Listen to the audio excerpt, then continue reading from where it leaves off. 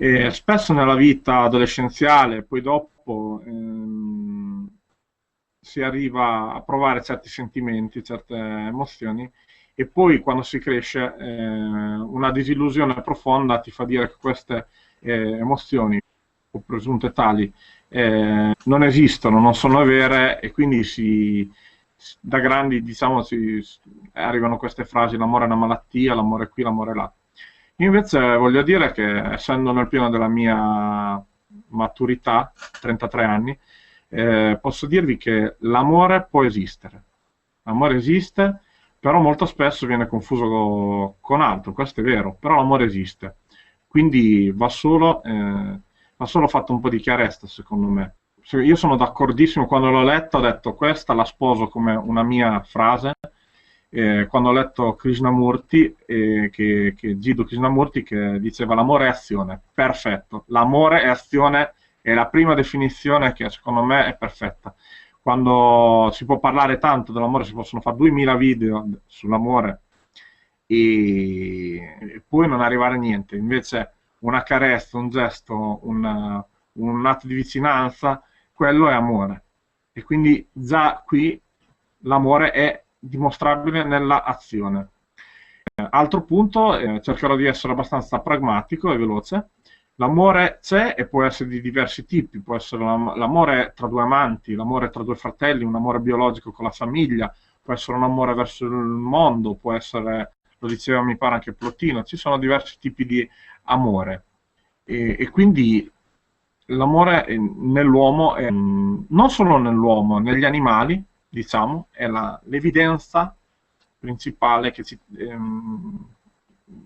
manda avanti tutto. Quindi l'amore manda avanti tutto. Sembra una frase di un guru, invece secondo me in una persona vera l'amore manda avanti tutto. Quindi può mandare avanti una famiglia, può mandare avanti un lavoro, può mandare avanti una passione, può mandare avanti una vita che la mente ha portato a autolesionare, diciamo, a autolesionarsi. Però ecco, l'amore può venire spesso confuso con qualcos'altro. Ad esempio, io potrei, ecco, quando c'è un significato preciso, quando c'è una motivazione precisa per la quale io dico io ti amo perché, già lì io ci metterei dei dubbi sul fatto che questo sia amore o meno, perché io tutte le volte che sono innamorato, come in questo periodo qua, sinceramente non so perché sono innamorato. Non so perché sono innamorato, perché spesso poi non riesco a trovare una ragione precisa, ce ne sono varie, sfuggono, però tu alla fine sei perso in un'energia totale, un pensiero totale, un cuore aperto in questo caso a una ragazza. Potrebbe essere un ragazzo, potrebbe essere qualsiasi altra cosa. Però se tu mi dici, se tu non ci sei io morirò, e l'altro io ti seguirò, vabbè, mai che si dice, io lo dico spesso, che per amore si può anche vivere, anzi, più difficile vivere che morire, no? Quindi si creano dei legami che sono di sudditanza psicologica tra una persona che in un momento della sua vita è sicura di sé o crede di essere sicura di sé, e una persona che è debole o crede di essere debole. Per questo ci si aggancia spesso insieme, ma questo è un significato, questo dà una motivazione, questo dà una compravendita. Io ti do una cosa, tu me ne dai un'altra, e secondo me questo non è, se è solo questo, non è amore. Quindi l'amore è dare, è vero. Poi puoi anche prendere, però puoi anche non prendere, cioè l'amore dà, non è che vuole. Se l'amore vuole, non è amore, egoismo. È capitato anche a me, per carità, per quello che lo dico, perché anch'io in passato ho confuso l'amore con qualcos'altro. Comunque la definizione secondo me perfetta è di Krishnamurti: l'amore è azione. Io quando sono innamorato succedono dei miracoli dentro di me, attorno a me. Io è una roba incredibile.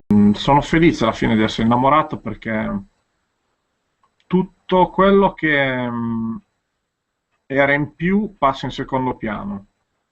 Quindi diciamo che l'amore ti innalza anche, secondo me, e quindi l'amore non è una malattia, in generale è un gesto che tu puoi riconfermare tutti i giorni, quindi magari ti innamori un attimo, la mente è spenta, tu ti innamori, ma se tu lo riconfermi l'amore lo scegli anche, quindi puoi scegliere anche di essere innamorato, perché una volta che sei innamorato puoi scegliere di esserlo tutti i giorni.